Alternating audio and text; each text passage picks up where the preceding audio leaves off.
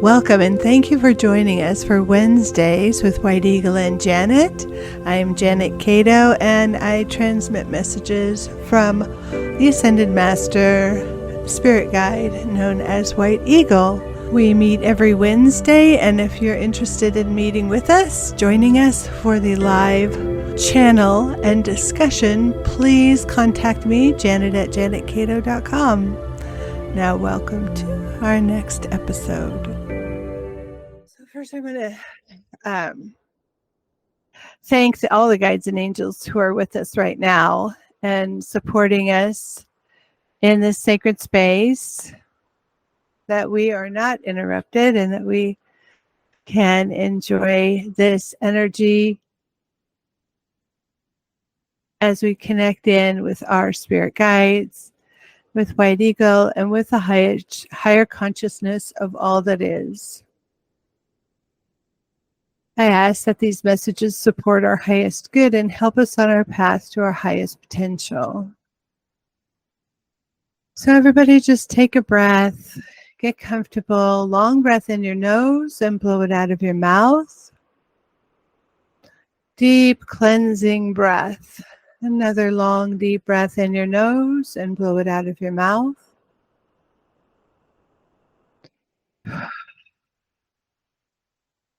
And again, another long deep breath in your nose and blow it out of your mouth.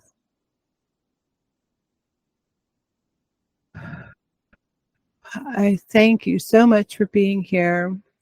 We're going to breathe nice and gentle in and out of our nose. Get comfortable. I'm going to invite your guide to sit with you while we're in this space. We're going to invite your guide to keep you present and able to receive the truth and speak the truth in this sacred space. Keep you present, grounded, and receive all that you need to receive from this message and these messages. Nice breathing gently in and out of your nose. And now I ask White Eagle to speak through me to support us all in love and healing.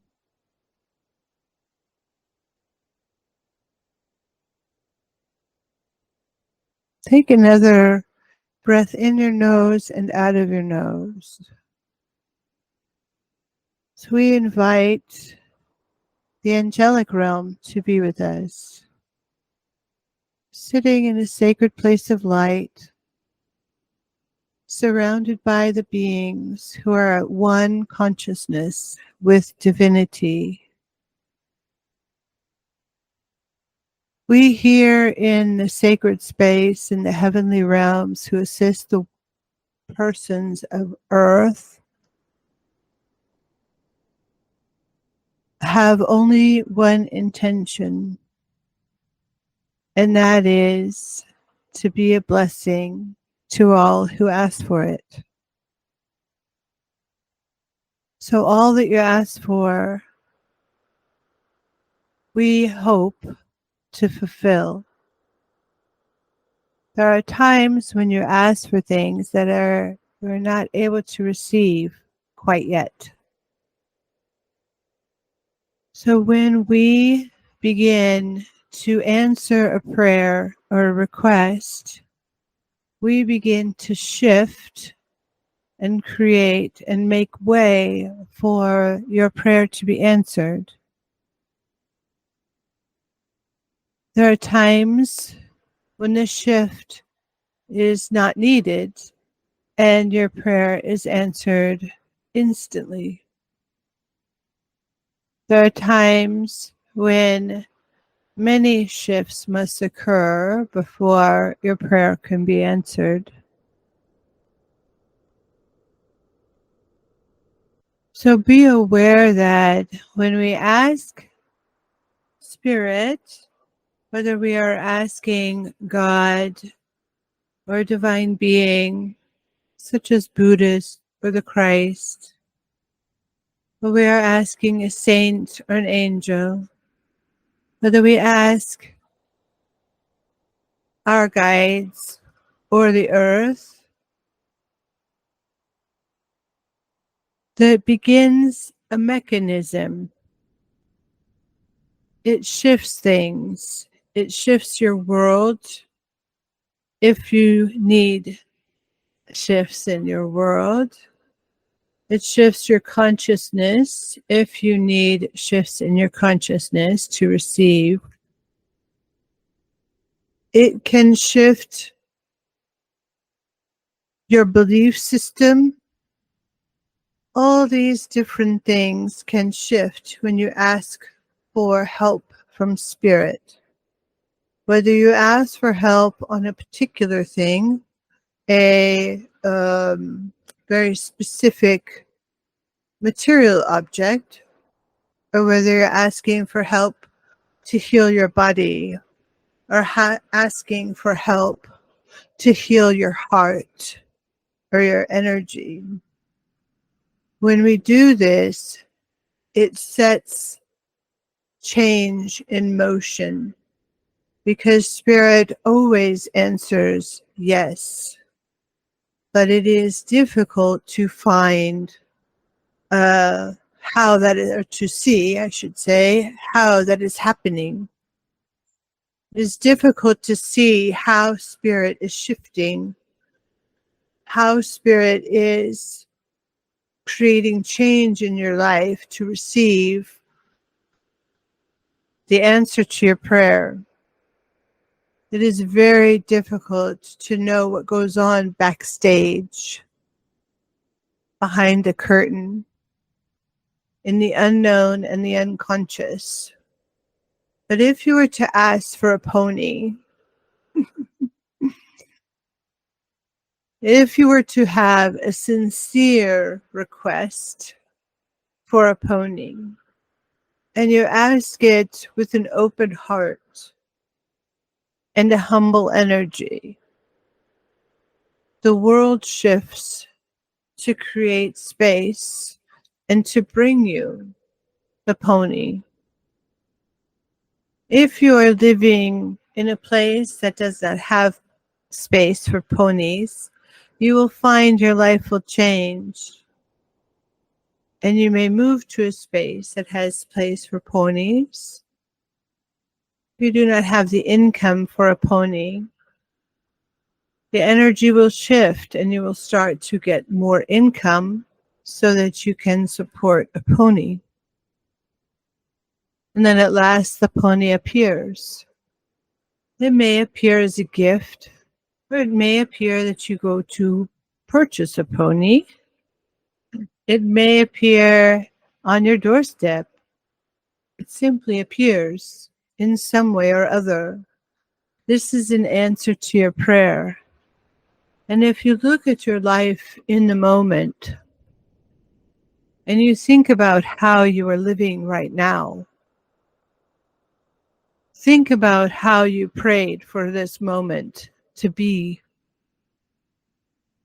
how your living situation is an answer to a prayer, how your financial situation is an answer to a prayer, how your relationship situation is an answer to a prayer, and so on. Your life as it is now, as a spiritual person, if you have been on the spiritual path for any length of time, you have experienced answers to your prayers. If you have been praying for a very long time, then you know you have been experiencing answers to your prayers. There are prayers that are not ready yet. If you're still asking for a pony and still live in the big city, there's still more work to be done behind the curtain. There are still more changes to be made, and changes can come in surprising ways.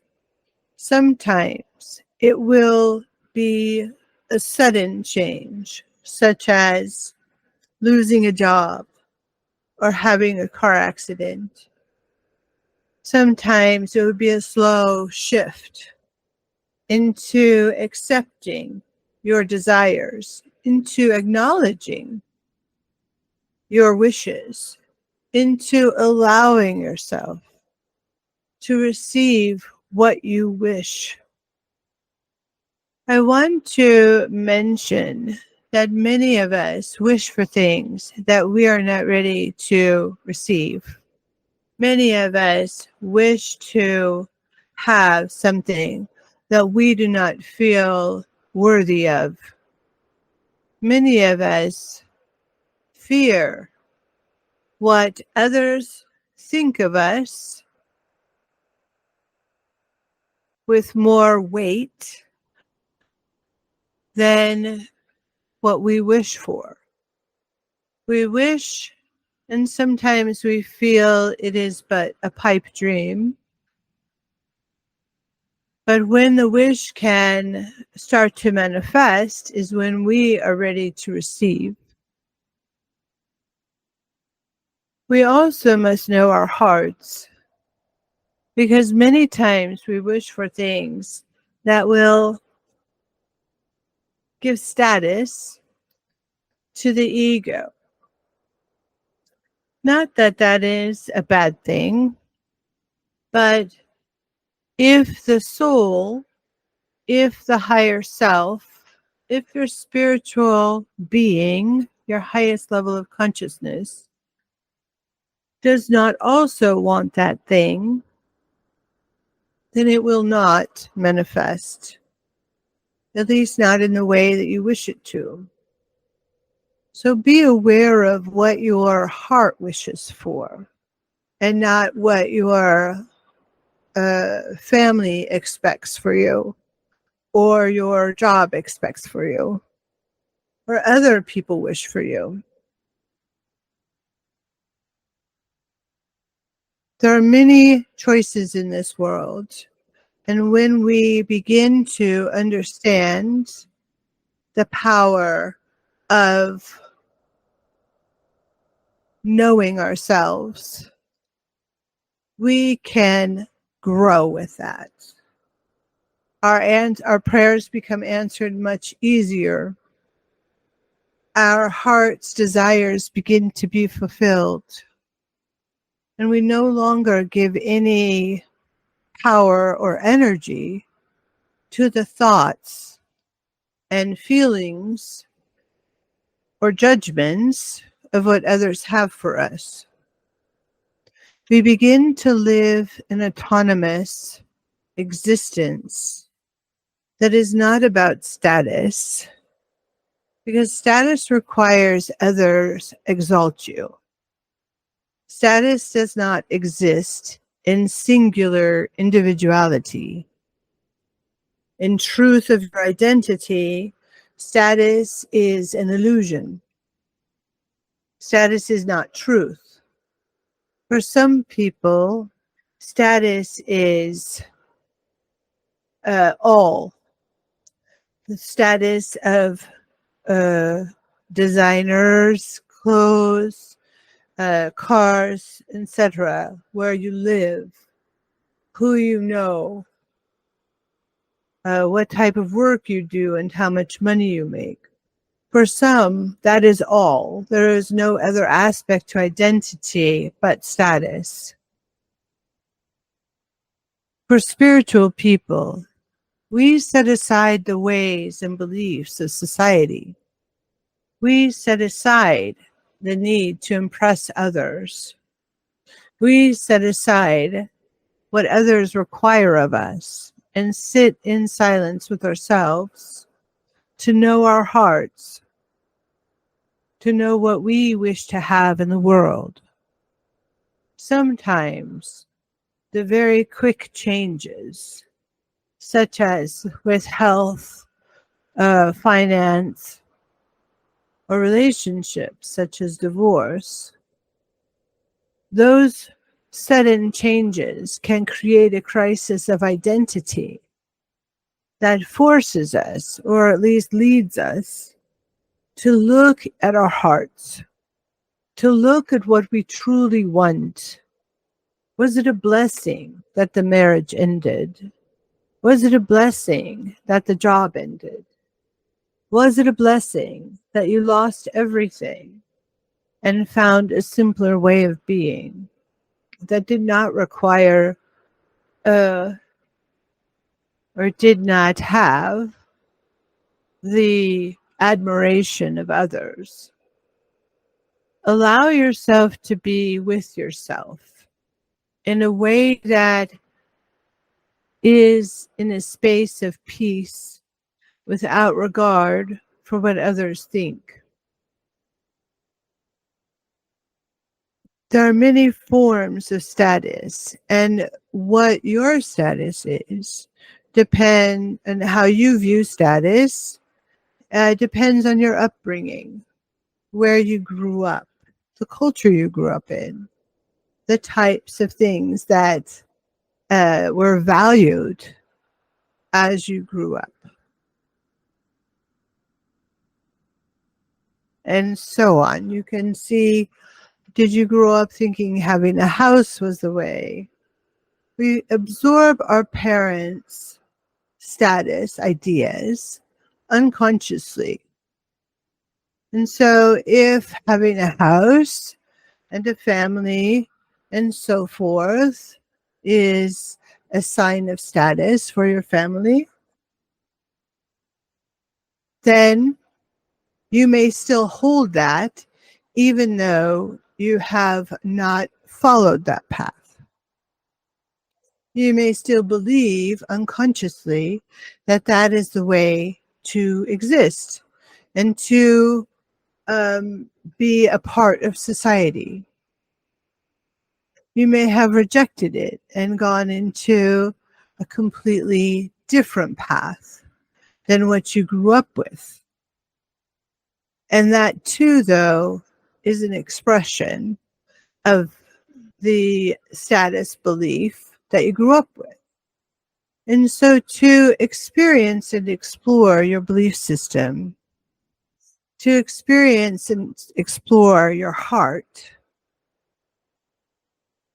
to experience and explore the desires of your higher self, your higher consciousness, is the path of spiritual people.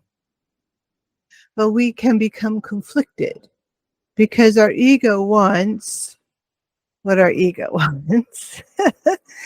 And it will try to dominate your desires, your path, and your life.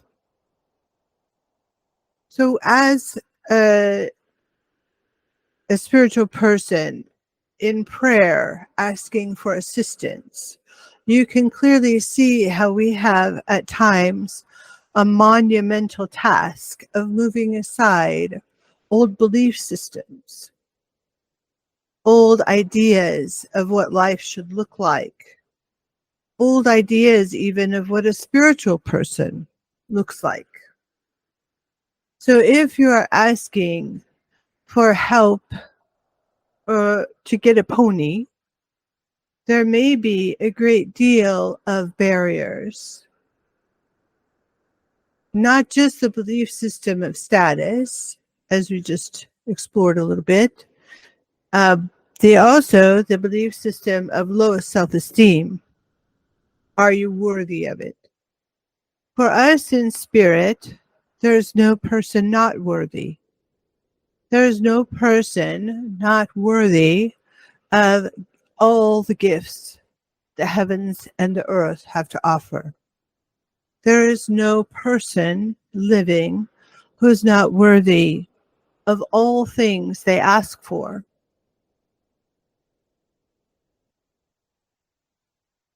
Everything is available to every human being.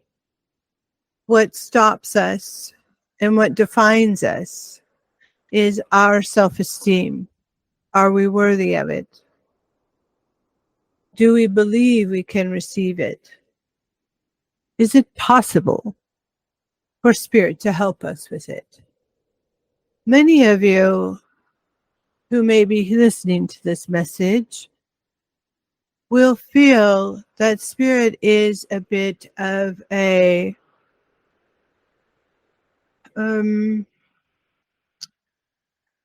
not very powerful, a bit of a weak sauce. It cannot do much for humanity.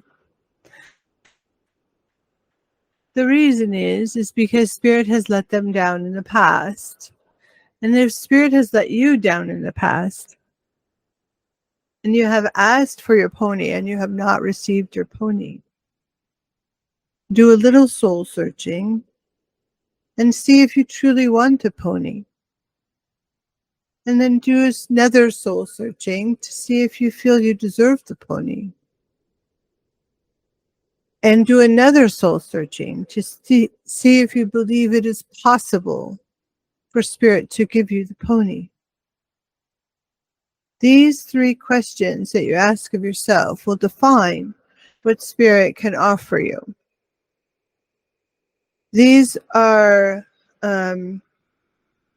examples of the law of free will, the sacred law. There's the sacred law of will, which is the law of creation and free will and the law of non-interference. And so we can only offer to you what you are willing to receive, what you believe you can receive, but also we can only offer you what you ask for help with. It is extraordinarily important to ask for help. And when you ask for help, even if you do not yet believe you can receive help, even if you do not yet believe that you're worthy of help, simply asking for help begins to open the way.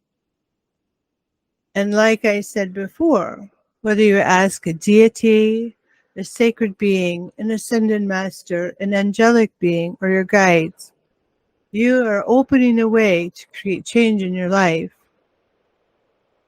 How quickly it comes or how slowly it comes is a bit of a mystery. But if you can reflect on your feelings of whether or not you are worthy of it, of whether or not you are believe that Spirit can offer this to you, then you're on the right track. Simply for asking.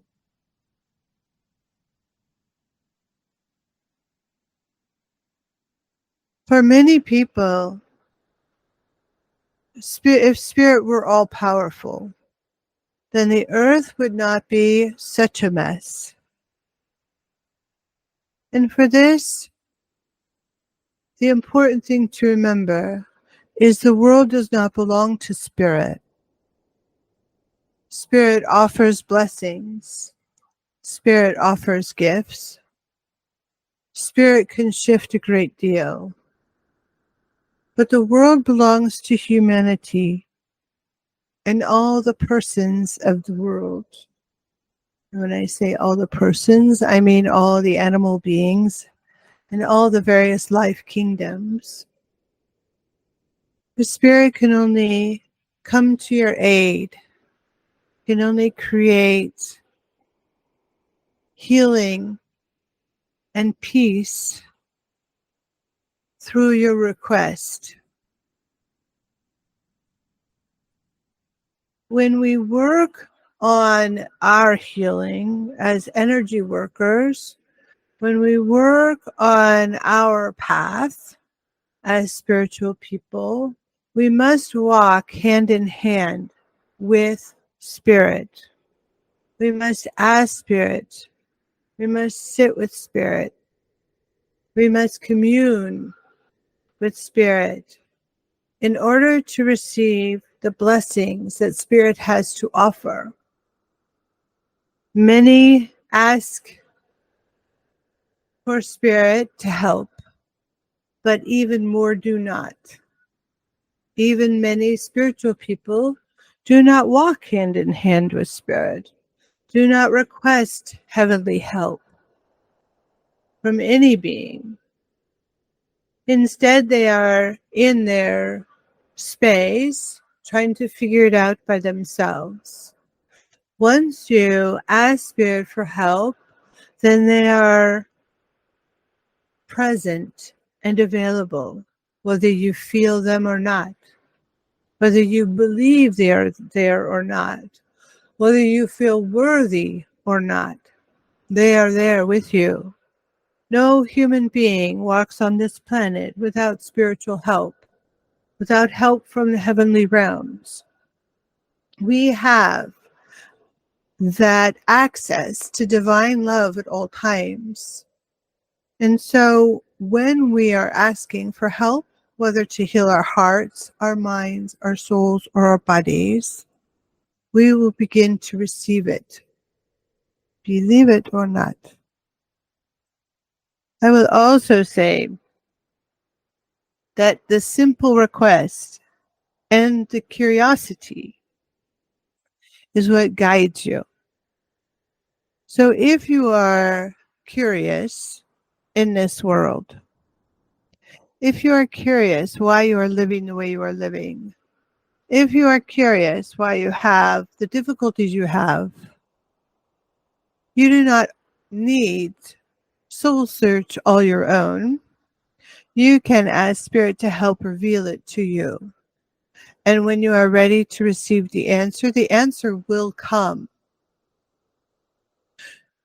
Being curious is the most important tool in the spiritual person's toolbox.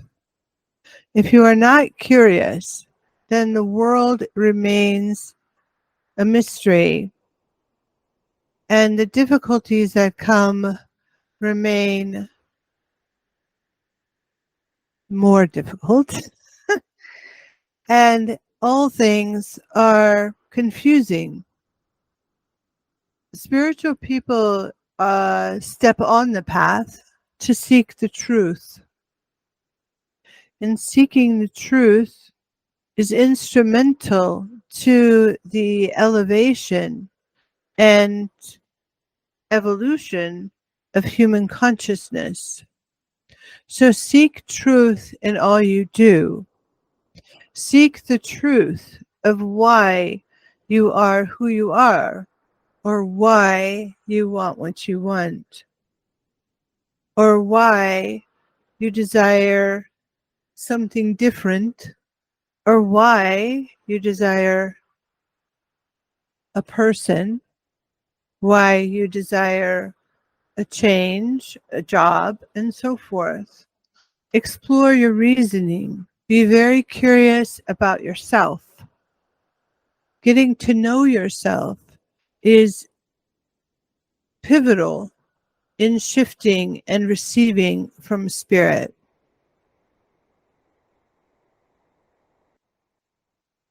Last week we discussed receiving love. And this week we want to receive blessings, gifts from your guides. And so take a breath and make a wish. Take a moment to formulate what you want in your life. Be very clear with your desire and get to know your desire.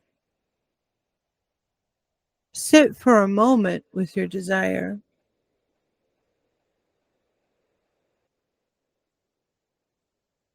When we know why we want something, it makes the path easier to receiving it.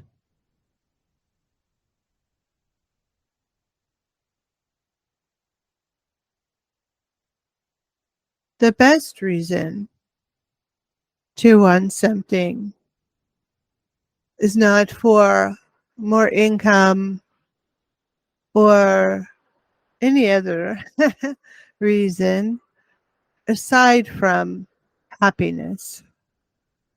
So if what you're desiring will not bring your heart joy or help fulfill a spiritual purpose, then it will be very difficult to receive. So explore why you want what you want. take a moment to think about why you wish for what you are wishing for. And once you know, and once you can see it and understand it, then wrap it up in a bow. Imagine that you're wrapping your desire up and handing it to your spirit guide, the beautiful being of light who is with you at all times. Hand your desire over to them. Allow them to take it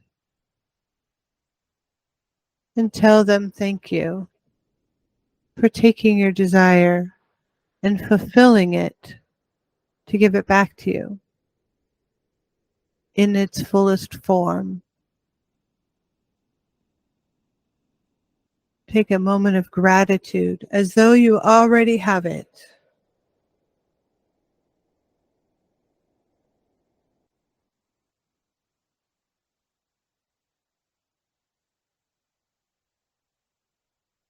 They are opening the way, working behind the curtain to bring your desire back to you, fulfilled in this world, in this lifetime.